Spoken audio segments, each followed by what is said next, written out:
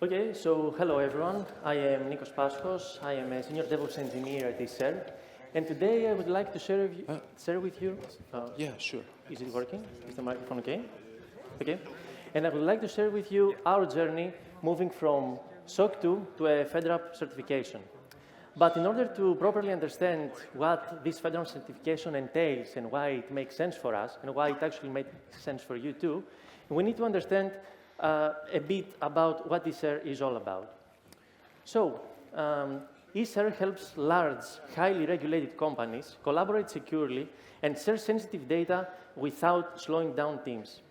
Deeply integrated with Microsoft 365, we provide secure link sharing, governance controls, and AI-powered workflows, including Copilot.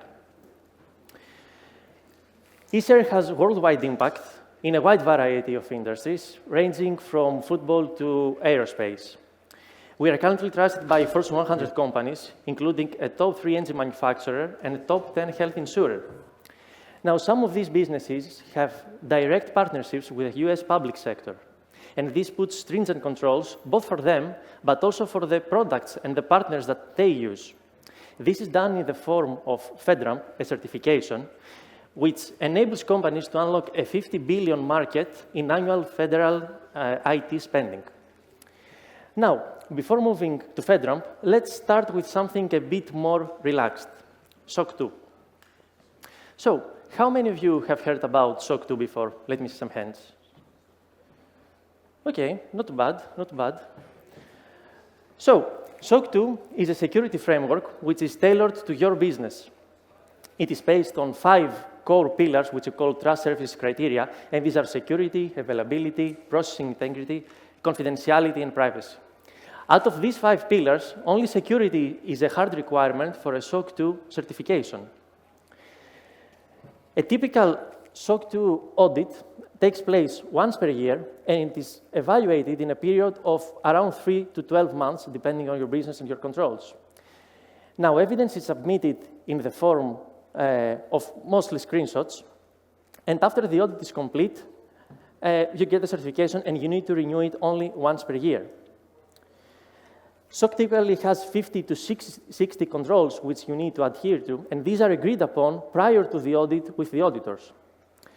So this is a good starting point, and let's see how we can apply this to a real-world infrastructure.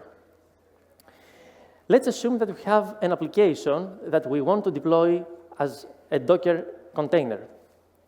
We will be using Azure as our cloud of choice, but you can pretty much use any big cloud because they provide sensible defaults and they are already certified, and we can leverage that for our own certification. Now, since we want to do a Docker deployment, we'll be using Kubernetes for this, and we'll be going with Azure's offering, Azure Kubernetes Service. Now, looking at this service, there are 2 core components. First of all, the control plane. Now, this is deployed by Azure and managed by Azure in their own managed subnet. We don't have control over that. What we can control and what we do control is our own subnet where our workloads actually run. Now, these 2 are isolated and they communicate internally. Moving on, we need to feed images to this Kubernetes cluster.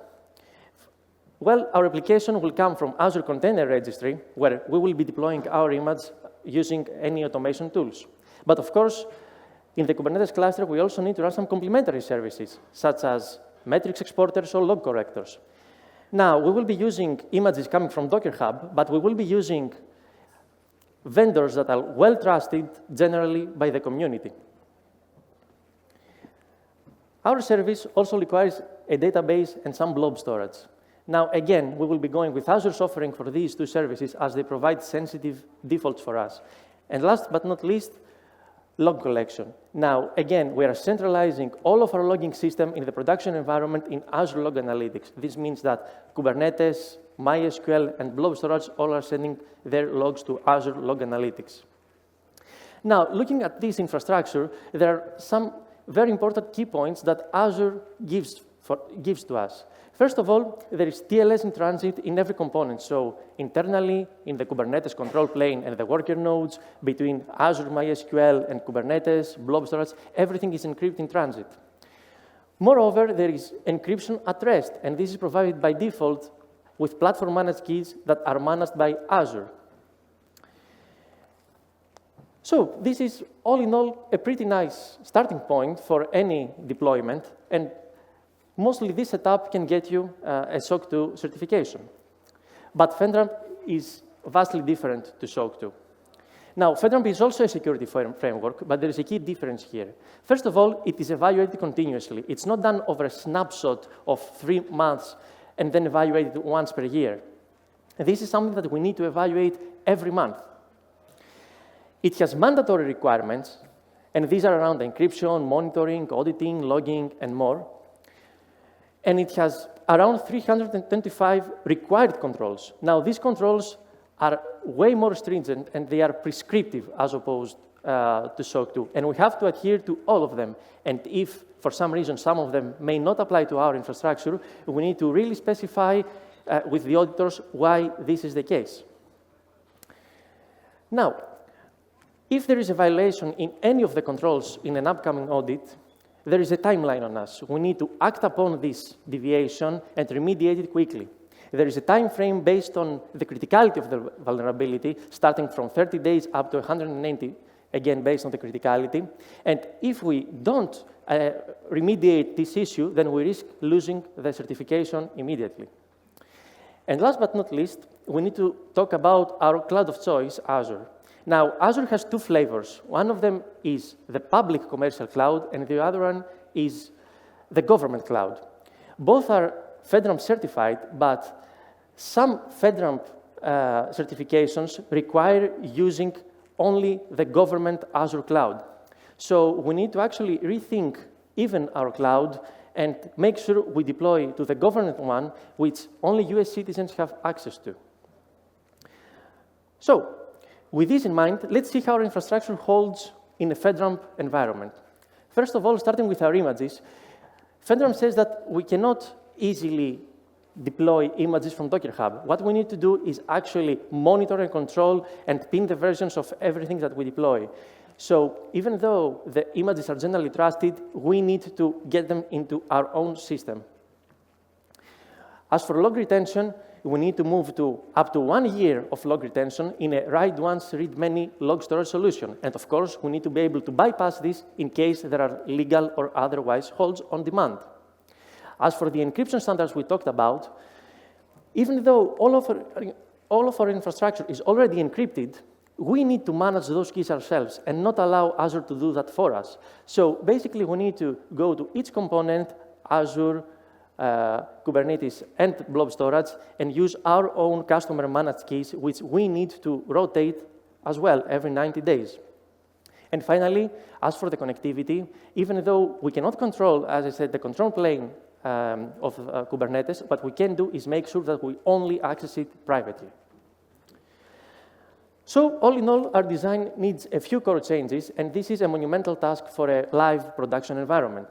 So we took a close look at our existing tool chain, and we tried to identify areas where we can improve. Well, we followed the mantra of moving security left, and the first stage is actually when we write our code, our infrastructural code. So we're using Terraform as our tool of choice, and what we can use here is a widely misused, in my opinion, feature of Terraform, modules. Now, this is a pretty nice way of using modules, actually. We can create our own modules where we can bake in these security controls. This means that all of our engineers can build, design, and deploy systems when they have the confidence that they will adhere to the FedRAMP specifications. Moving on to the deployment of the system, we will be using GitHub as our tool of choice. And here, even actually prior to merging our pull request, we can perform various scans on the plan of action and actually see and block the pull request in case something deviates from the standards. We can also apply branch protection rules, which means that only members with proper access can actually perform the deployment, and this also creates an immutable, auditable trace, which is another requirement for FedRAMP. Last but not least, after completing the deployment of our infrastructure, we need to have our own single pane of glass where we can inspect the security posture of our infrastructure. And this, for us, is Defender for Cloud. Now, this is an automation tool that runs a check once every week, and performs hundreds of checks against our deployed production infrastructure. And we have mapped these checks against FedRAMP controls. So even after deployment, we can get a report in our hands which says that we need to take action even prior to an audit. So to sum up, even though SOC 2 is a very nice and solid starting point, and it can help us gain the trust of potential clients, SOC 2 taught us that we can document evidence, but with FedRAMP, we need to engineer it. We had to move from the traditional infrastructure as code to compliance as code.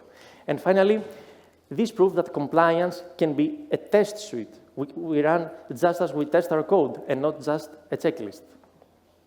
With all of these changes in place, we managed to maintain our velocity, increase our confidence in deployments while maintaining government-grade requirements with ease. Thank you. Thank you, Nico. Thank you, eSHARE. It was very insightful. If they have questions, they can reach you probably in your booth, in the open space. Thanks a lot. Thank you.